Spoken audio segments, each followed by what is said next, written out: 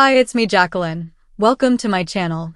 If you are new to the channel, then please subscribe to my channel and join me at Patreon. Link in the description.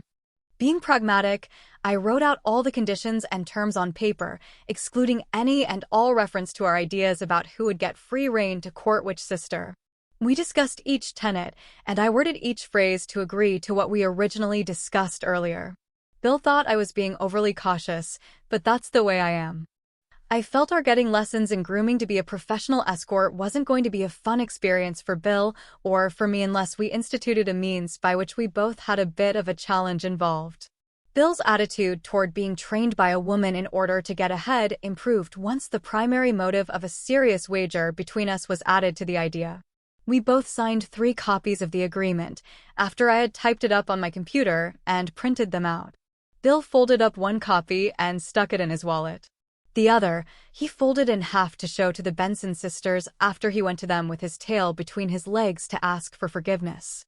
He smiled slyly, advising me he planned to use our bet as a ploy to cover up demeaning himself in front of the women, asking them for help. I didn't say a word. To me, he'd be making a fool of himself that way. He'd only prove to them that he was thin-skinned, an easy prey. What I didn't realize at the time was that the game had 2 players. The same weaknesses applied to me, perhaps more so, because the girls might perceive I didn't have the nerve to face them and admit we needed help. Well, wish me luck, buddy. I did, and he left. For once, Bill seemed hesitant. His usual bravado was absent. I felt he really lacked the courage to face them if it had not been for the bet we made. I thought about it and concluded that he preferred to go instead of me, just so I couldn't chide him later about having a lack of nerve. Plus. He was gone for over an hour when I began to feel pangs of guilt. Going to the Benson sisters for help with our dilemma was my idea in the first place. If I hadn't brought it up, Bill wouldn't have in a million years. If the 2 women made a laughingstock out of us as we were thrust out into the cold, it would be my fault. I began to feel that I suckered Bill into the bet to get him to go. Then I dismissed that thought. He offered. I didn't try to cajole him into it. After a bit, I realized that I was arguing with myself. My imagination was getting the best of me because, cowardly, I sent him to do what I should have done. The faint knock on the door broke my self-induced stupor. I opened the door and found Carla timidly standing there. Hi. Myra sent me to fetch you. She wants to talk. We spent an hour discussing the bet. Myra found it to be an exciting proposal.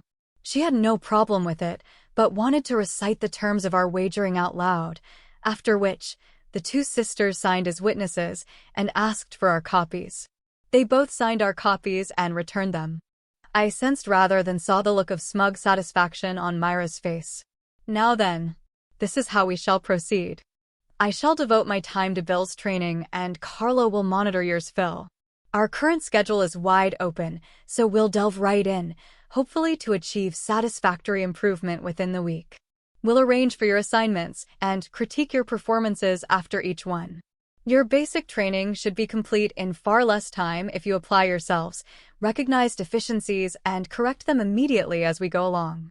If either of you have any questions or feel a change of heart, we'd like to know of it now. As you know, we can't withdraw what we'll teach you once you master the finer aspects of being Kuth. Therefore, we cannot begin without first obtaining your commitment to us to pay us commissions on the income you will derive from our training. Once you sign the agreements to accept our guidance, we expect your full cooperation and availability for assignments for the next 6 months, and we'll also expect the right to modify the training programs if we find that you are less than able to fulfill your part of the bargain. For example, should either of you fail to impress clients as an escort, we'll modify your training for you to become efficient in a similar role, such as conference planner, master of ceremony, maitre d', head waiter, or even food service staff, or a lesser occupation. There's a bountiful demand for extremely respectful, polite people who are willing to work on short notice for lucrative pay on brief engagements. Needless to say, we will try to guide you to the most rewarding assignments, as it will also be in our best interests to provide us the highest possible. The variety of opportunity will present you with many options. The work is rewarding in itself, as it still will afford you adequate leisure time to pursue other endeavors, even for the traditional job search you two have been following with rather luckless results. In the meantime, you will continue to have a roof over your heads, as we promised. Even if you can't find the washroom on your own and are miserable failures as escorts, at least you won't be forced out into the cold for the next 6 months. How's that? Bill was first to waver. Nobody said anything about being waiters or busboys. You said we'd be escorts for people who want to parade around with handsome guys in tow. I'm not going to be no damned waiter. Forget about it. Giving up so soon, Bill? Okay. Suit yourself. Quit. Tell you what, though. My original offer still stands for Phil. He can use the extra money he'll earn to improve his wardrobe, while you're busy digging ditches somewhere to come up with the entire rent for the next 2 months on your flat. I thought you had more spine than that, Bill. Oh no. The bet is off. We never started. There's a condition there somewhere that says the bet isn't valid until we start. I changed my mind, Ms. Benson. I don't see that clause in our copy. Show it to me on your copy. Bill stammered in a cold sweat. There was no such clause. He went over the bet 3 times. Well, there was supposed to be one. You can't enforce a bet like this. It isn't legal. Ms. Benson wasted no time in putting Bill in his place. I decided to join her in doing that by speaking up. No, Bill. It isn't. You're free to welsh on the bet if you'd like. The girls have to have a way to recoup their investment, don't they? If you walk out now, I'll sign, and you can pack up and leave. I'll pay off the back rent all by myself, eventually. I've a feeling the girls will do right by me, and I'll make out okay. You can go back to Texas a loser and bunk with your dad. Maybe he can put you up until you can get back on your feet again, but in the meantime, I'll be busy.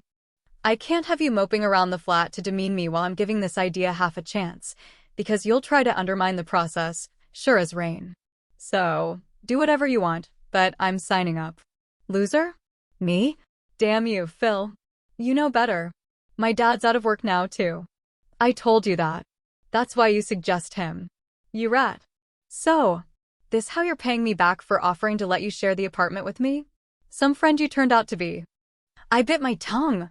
I made the offer to take Bill in and share expenses after he got the pink slip, a minor detail, which he failed to divulge to me then. I got mine the following week, and he was livid. He had planned to sponge off me while he was out of a job and I was still working, all along. Instead, we both ended up in the unemployment line. He didn't start serious job hunting until his benefits ran out. Now he was trying to make himself look like a hero in front of the women.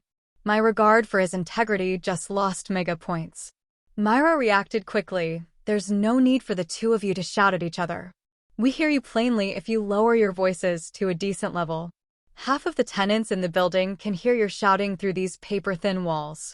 Why don't you calm down and think this over, both of you? We're all adults. I won't make you work in a position that is demeaning unless it's absolutely the only possible recourse. Sometimes, the demand for lesser jobs is far more plentiful. I only mentioned them in the event that you don't have ample good assignments initially. These take time. Those who will hire you will want to see a portfolio about you in advance to get an idea of what to expect. I merely made the suggestion in case you get bored, waiting for assignments and need spending money. Bill was distressed. I didn't go to college for 2 years to be no waiter. What did you learn, Bill? Certainly, it wasn't good grammar. I say, yours is atrocious. Give me half a chance and I'll change that in no time. Wouldn't you prefer to be thought of as a gentleman instead of a vulgar lout? Think it over. I get careless about what I say when I'm upset. So what? That's the point. Being cool is never letting them see you sweat. You degrade yourself by your outbursts of poor grammar. I can easily cure you of the habit if you'll let me. I feel like I'm cornered. If I walk, Phil will say I reneged on the bet. No matter what that paper says, it wasn't an official bet until we signed up. I'm no Welsher. Forget about the bet, Bill. You have an alternative to offer? Say, buddy. I'm game if you are. Isn't that what you told me? I grinned at him, seeing him choke on his own words, providing me my payback for his rotten comment about taking me in, and he caught it. Bill conceded, admitting he was outnumbered and bested. He also stated flatly that our bet was still on. You're going to pay the rent, my friend. I'll win the bet if it kills me. I'll wash dishes and mop floors if I have to win. You better plan on putting aside all of your earnings to cough it up to the landlord, not me. I didn't respond, feeling that if I did, he'd only counter with another glib comment. If shooting his mouth off made him feel better, it didn't bother me one bit. What bothered me was whether or not he was right about his ability to earn more money than I could at whatever assignments the girls could arrange for us. He had the build, the looks, and the cocky attitude that gave him a slight edge over me in appearance. I felt that I had a strong advantage in attitude. I once attended a motivation seminar that included a survey on communication. My responses showed that I was very amiable to others, which supposedly means that I sense the preferred pattern of those I am with and adapt to it. With luck, I could use this to my advantage to win the bet. Bill's long overdue for a hoisting on his own arrogant petard for trying to put down everyone else for him to save face for his own laxity about financial responsibility. After the two of us signed the engagement letters for the Benson sisters, we were asked to fill out questionnaires to guide them in training us. The arduous task took the better part of the afternoon. The depth of some questions asked impressed me. My respect for their professionalism grew, as I had to ponder long at some questions to fairly answer them. After taking the quiz, the girls were very congenial to us, intent on putting Bill and I at ease around them, as they told us we'd be spending a lot of time together over the next few weeks. Myra took the completed answer sheets into the studio office in the flat, while Bill and I waited with Carla, engaged in mundane conversation. When that got tiring, she put the ball game on their television and left us to while away some time by ourselves. Bill ignored the game and looked at me. What did you think of that test, Phil? Test? Oh, the survey. It's not the first personality evaluation I've taken. Don't worry. There isn't a passing or failing grade. It merely identifies habits and things like that. I know that. What do you think? I'm not a dummy, you know. Man alive, was Bill being defensive? I kept my mouth shut. It seemed that I riled him, no matter what I said. Inwardly, I smiled. All the better. I was beginning to feel good. He didn't have a chance to win the bet. He was out of his league, for once. The girls provided stacked sets of 4 audio tapes to us to listen to while we slept. We were told that we had to use the special cassette decks they would provide, which were programmed to play the tapes in sequence for 4 hours, then repeat them. In the course of repose, we would learn to use many new response phrases to common inquiries that would improve our image to the person asking us questions. If we weren't asleep while we played the tapes, it wouldn't matter. We'd assimilate the new phrases either way. Responding without any hesitation would be handled while we met with the girls during the daytime for the first week, by practicing. They would arrange assignments as soon as they were confident we were ready. The following week was a busy one. The girls fired question after question at us all week long, for hours at a time. It was rough. Carla took me to our apartment, while Myra kept Bill at theirs. I would have preferred to hear Bill stammer out his answers to Myra to get an idea of the headway he was making, or have her query me too, though I was confident that Carla was equal to the task. I was frequently able to respond with ease, knowing that I was amiable, no matter what it was that she would ask me. Myra insisted that we get into top physical shape. We weren't eating very well because of our lack of funds. Oatmeal and peanut butter on plain white bread were our principal sources of protein and carbohydrates of late. It was dull, but wholesome food. The girls felt our dietary habits needed vast improvement, so they referred Bill and I to a clinic for blood tests, just to be on the safe side, before recommending a dietary regimen. Then, Myra said we should replace the raw sugar we were getting from soda with a more complex form from fresh squeezed juices. When we balked at her suggestion because it was expensive, she agreed to provide it, as they bought fruits and veggies for themselves by the case and used one of those fancy extractors, praising the value of the concoctions over soda. Of course, she expected to be repaid after we made some money. I preferred juice to soda and talked Bill into going along with it. I recalled that concern for health was an issue on the survey I took, but knew that juice was my preference as well. Bill insisted on pure fruit juice only because he hated the taste of vegetable juice. They conceded. I don't mind the complex flavor of blended vegetable juice, having been raised on a farm and aware of its advantages. As a result, each of us had our own jugs of juice made up every other day, and the girls made sure we both drank our daily quota of a full quart, each per day. Their declared motto was, to be healthy, wealthy, and wise. They stressed the words when they congratulated us on choosing to improve our health over continuing to ingest worthless carnage. Please subscribe for the next part and visit my Patreon page for early access.